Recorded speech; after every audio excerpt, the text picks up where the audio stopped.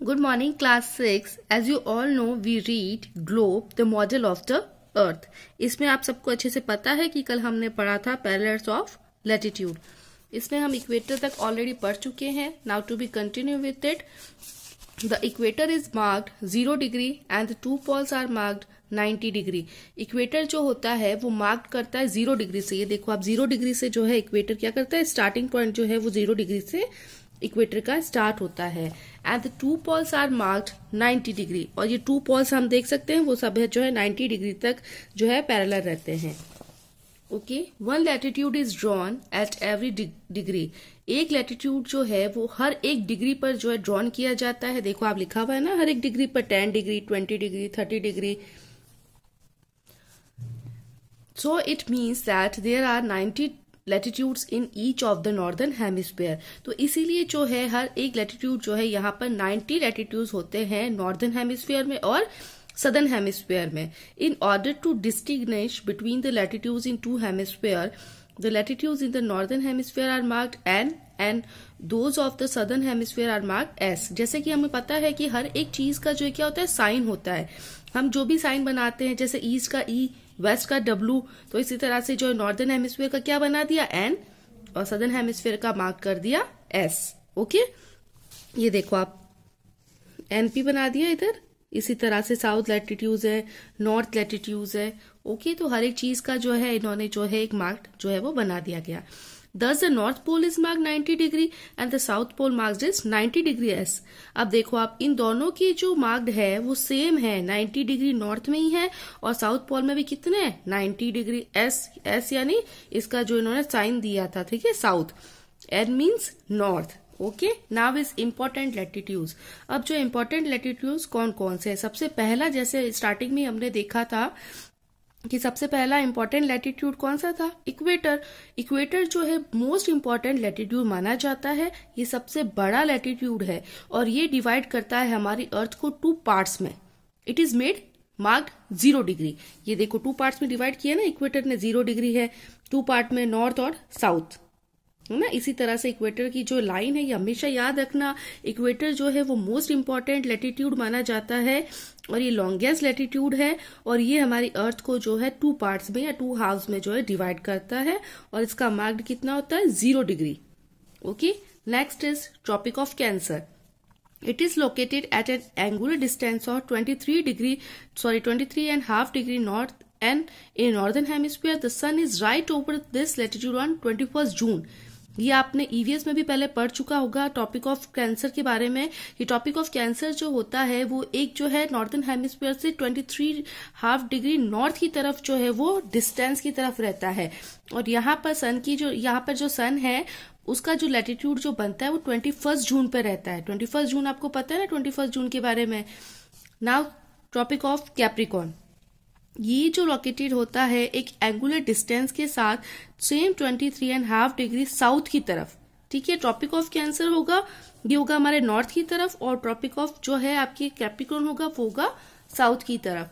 और जो हम लोग डिग्री देख सकते हैं वो डिग्री जो है वो सेम ही रहेगी यहाँ पर.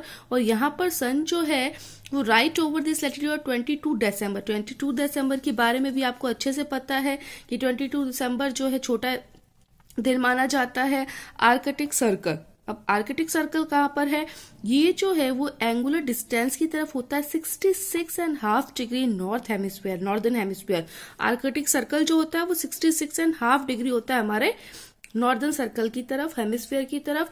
और जो आर्कटिक सर्कल जो अंटार्कटिक सर्कल जो होता है वो 66.5 डिग्री साउथ की तरफ होता है. ठीक है, इसलिए उसको 66.5 डिग्री सदर्न हेमिस्फीयर कहा जाता है. नेक्स्ट आता है हमारा हीट जोन्स. हीट नाम से ही पता चल रहा है जैसे गर्म. ठीक है, अब कौन कौन सी चीजें जो गर्म होती है, किस तरह से हीटिंग होती है. तो लैटिट्यूड्स जो होते हैं वो इंपॉर्टेंट होते हैं क्योंकि वो इंडिकेट करते हैं किसी भी जगह का टेम्परेचर, कि वहां का जो है टेम्परेचर, तापमान कैसा है. जब सनरेज जो होती है वो डायरेक्टली जो है किसी भी एरिया पर और इक्वेटर के अराउंड होती है तो वो हॉटेस्ट एरिया होता है. हॉटेस्ट एरिया होता है ना, एकदम से अगर आप देखो सूर्य की रोशनी जो है, जिस तरह से सन है, आप अगर उस तरह से उसके सामने खड़े हो जाओ तो कितना हॉट फील होता है ना, एकदम गरम गरम सा लगता है. तो उसी तरह से जो है वहां का जो एरिया होता है वो कैसा होता है, हॉट होता है. जबकि सनरेज जो है वो तिरछी स्लैंटिंग पड़े पोल्स की तरफ में, तो वहां का एरिया कैसा होगा, कोल्ड होगा। तो यहाँ पर ये टेम्परेचर, हमारी अर्थ का जो टेम्परेचर है उसको समझने की जरूरत है। तो इसलिए हम इसके अर्थ का जो टेम्परेचर है उसको 3 पार्ट्स में जो है डिवाइड करते हैं। देखो आप, heat zones of the earth दे रखा है, उसमें साउथ फ्रिगेट जोन है, साउथ टेम्परेचर जोन है, टॉरिड जोन है और नॉर्थ टेम्परेचर जोन है। ट्रॉपिक ऑफ कैंसर अभी हम लोग बात कर रहे थे, ट्रॉपिक ऑफ कैप्रिकॉर्न, और ये रहा हमारा equator. Okay, this area lies between the Tropic of Cancer and the Tropic of Capricorn. हम लोग किसकी बात कर रहे हैं अभी, टॉरिड जोन की। तो ये टॉरिड जोन कहां पर है, ये रहा, किसके बीच में है ये, Tropic of Cancer and Tropic of Capricorn. यहाँ पर जो सनरेज होती है वो वर्टिकली जो है लैटिट्यूड्स की तरफ की होती है, और यहाँ पर जो है ये देखिए आप लिखा हुआ है, the sun rays fall vertically on the latitude in this zone at least once in a year. यानी साल में एक बार जो है सनरेज जो होती है वो वर्टिकली यहाँ पर होती है। It receives the maximum heat. तो यहाँ की जो हीट होती है वो कैसी होती है, मैक्सिमम होती है। तो ये रीजन है कि यहाँ का एरिया जो है वो क्या है, हॉटेस्ट है, क्योंकि यहाँ पर सनरेज जो है वो वर्टिकली हो रही है।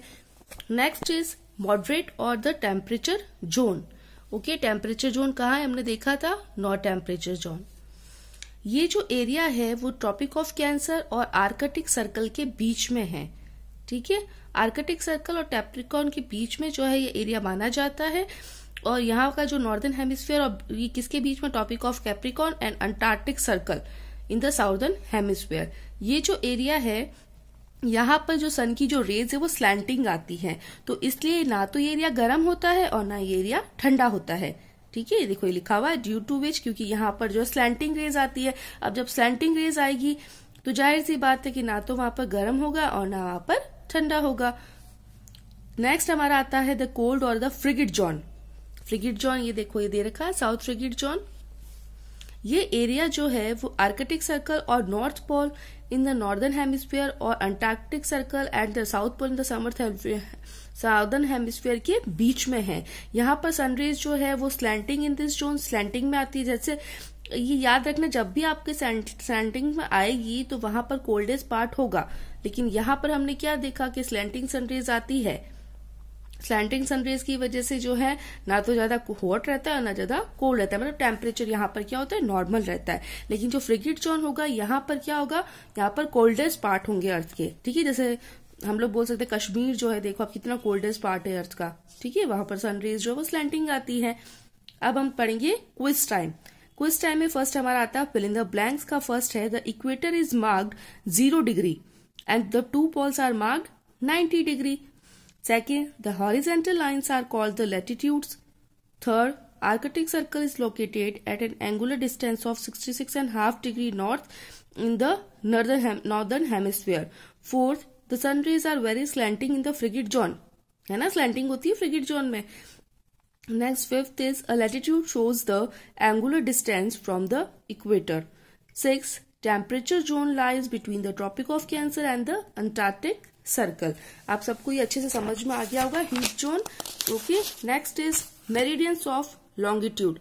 ये आप लोग आई थिंक या तो 5th में जो ईवीएस में मेरिडियंस वगैरह आ जाते हैं, वैसे तो आपने पढ़ लिए होंगे मेरिडियन किसको कहते हैं।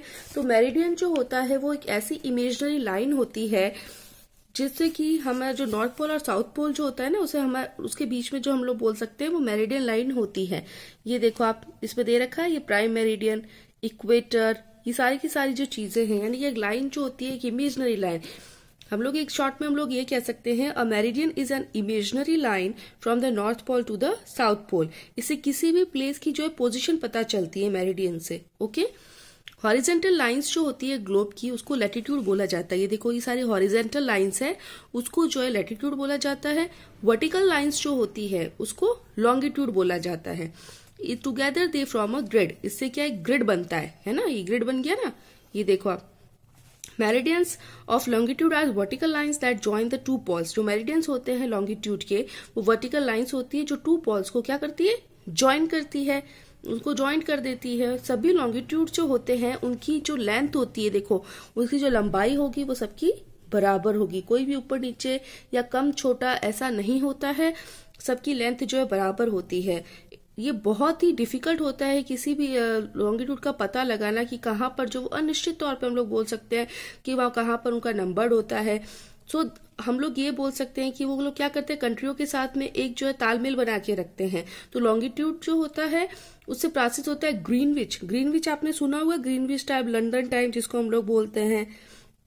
तो इससे name the prime meridian. Prime meridian किसको बोलते हैं? प्राइम मेरिडियन जो होता है वो एक ऐसी लाइन होती है जो लॉन्गिट्यूड को क्रॉस पैरेंटिंग करती है 0 डिग्री से, और वो जो है पासिंग थ्रू करती है Greenwich, England and from which all. यानी कि इन शॉर्ट हम लोग बोल सकते हैं prime meridian is the line of longitude corresponding to 0 degree and passing through Greenwich, England, from which all. Okay, और इसकी जो वैल्यू क्या होती है? 0 डिग्री। ठीक है, आप सबको ये समझ में आ गया होगा। मेरिडियन में अगेन आपको रिपीट कर देती हूँ, meridian is an imaginary line from the north pole to the south Pole, और इसे किसी भी प्लेस की पोजीशन का पता चलता है। Prime meridian is a line of longitude corresponding to 0 degrees and passing through Greenwich, England, from which all the other lines of longitude and calculated करता है इसको। ओके, तो आपको ये लॉन्गिट्यूड अच्छे समझ में आ गया होगा कि लॉन्गिट्यूड किसको बोलते हैं हम लोग। जो हॉरिजॉन्टल लाइन होती है ग्लोब की उसको लॉन्गिट्यूड कहते हैं, और ये सारी लाइंस जो होती है वो सेम होती है। और मेरिडियन जो होता है वो लॉन्गिट्यूड की वर्टिकल लाइंस होती है जो ज्वाइन करती है 2 पोल्स को। ओके, आई होप आप सबको बहुत अच्छे समझ में आ गया होगा। नाउ इससे आगे हम जो है कल पढ़ेंगे। Till then, thank you.